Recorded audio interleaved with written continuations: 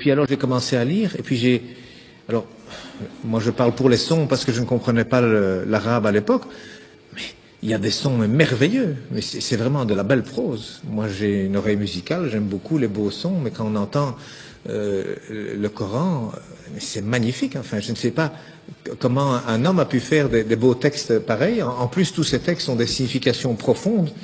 Il n'y a pas une erreur. Il y a des gens, des médecins, des scientifiques qui ont fait des erreurs, des recherches sur ces livres saints. Ils trouvent des erreurs dans la Torah, ils trouvent des erreurs dans la Bible, et ils n'en trouvent pas dans le Coran. Rien. Il n'y a rien qui est mauvais. Même il y a des images qui sont reprises qui correspondent pratiquement à la meilleure définition qu'un médecin pourrait faire à un ignorant. Donc c'est des choses merveilleuses qu'il y a dans le Coran. Et en plus, moi j'ai découvert récemment la formule de la beauté, comme on dit, c'est-à-dire qu'aujourd'hui la beauté c'est quelque chose qu'on calcule mathématiquement. Hein, donc il y a des formules pour savoir jusqu'où il faut mettre du rouge à lèvres, jusqu'où est-ce qu'il faut épiler les sourcils. Il y a un coin respecté qui va du coin de la bouche, le long du nez, jusqu'au coin de l'œil et le début du sourcil. Donc ce qu'il y a là, il faut l'enlever, et puis il faut aller du coin de la bouche à l'autre coin de l'œil, jusqu'à l'autre fin de sourcil. Cet angle, il doit être exactement l'angle qui correspond à un rectangle où il y a cette proportion, la beauté mesurée, comme on appelle, que d'ailleurs Fibonacci a découvert lorsque les chiffres romains ont été éliminés et remplacés par les chiffres arabes. Alors, ils viennent d'Inde en réalité, hein, avec le sifr, le zéro, hein, en arabe ça s'appelle le sifr, donc c'est devenu les chiffres plutôt que les nombres. Et puis Fibonacci l'a découvert avec ces chiffres, c'est formidable, on peut faire des calculs infiniment grands et puis avec la virgule infiniment petit. Et il a découvert comme ça que la pyramide de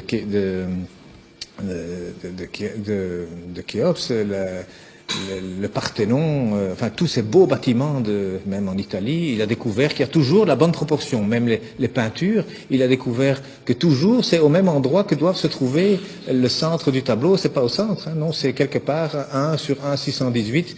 Donc il y a des proportions. Eh bien aujourd'hui on retrouve, la Mecque se retrouve sur la terre aujourd'hui. Hein, lorsque vous avez 1 et 1,618, eh bien cette ligne, elle passe à travers la Mecque, à travers la Kaaba au mètre près.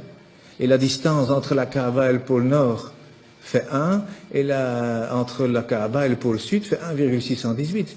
Ça veut dire qu'Abraham, il a abandonné sa femme, enfin sa servante Hajar, avec son fils Ismaël. Elle a dit, pourquoi ici? Dieu m'a dit ici. Donc il semble qu'aujourd'hui, c'est par rapport en tout cas, et c'est même lié au village de Greenwich, qui a servi à dessiner la carte de cette terre, hein, parce que le milieu c'est Greenwich. Eh bien, c'est considéré là comme le centre de beauté que tous les peintres utilisent aussi. D'ailleurs, depuis Leonardo da Vinci, il a dessiné des tas de choses. Vous savez, le corps, 1,618, le nombril, il est à 1 mètre du sol, la taille idéale, c'est 1,618 m. Donc, il y a plein de choses. Les dents même, la dent du milieu, elle fait 1,618, à côté, elle fait 1. La bouche, elle fait 1,618, le nez, il doit faire 1. Et il y a des chirurgiens esthétiques aujourd'hui qui utilisent ces mathématiques pour corriger les visages. Eh bien, il y a un verset qui contient la Mecque dans le Coran. Hein, eh bien, le verset, il fait 47 lettres, divisé par 1,618, ça fait 29. Pile poil le début du mot Mecca. Enfin, c'est un bas de Becca, mais c'est pile poil à cet endroit-là. Donc, je veux dire, quand on découvre des choses comme ça, et il y en a encore hein, dans le Coran, il y a des vérités comme ça mathématiques, on se dit, c'est quoi ça? C'est pas un homme, il n'avait pas d'ordinateur, hein, le prophète, il n'en avait pas, c'est sûr, c'est certain, ça c'est vraiment une vérité, on n'a jamais rien retrouvé d'informatique à l'époque, c'est sûr. Et ça a déjà été testé, à mon avis, 1 million de fois. Ça fait partie de la science exacte. Mais cet homme, d'où est-ce qu'il a cherché ce texte? Il y a plein de choses comme ça. Alors le premier message, d'ailleurs, il faisait 19 mots.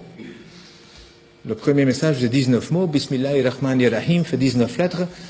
Il y a 6 fois 19 sourates, il y a 142 fois 19 le mot Dieu dans le Coran, il y a 3 fois 19 fois le miséricordieux dans le Coran. Ce chiffre 19 dans le Coran, c'est aussi quelque chose d'incroyable. Mais donc le premier message, c'était, voilà, informez-vous. Au lieu d'interpréter, d'abord le savoir. D'abord savoir de quoi on parle. Et le dernier message du prophète, dont on dit qu'il est mauvais pour les femmes, eh bien, il a dit, soignez vos femmes, et pour la prière, ne l'abandonnez pas.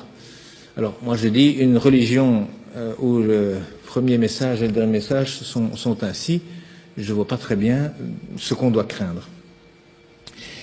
Donc,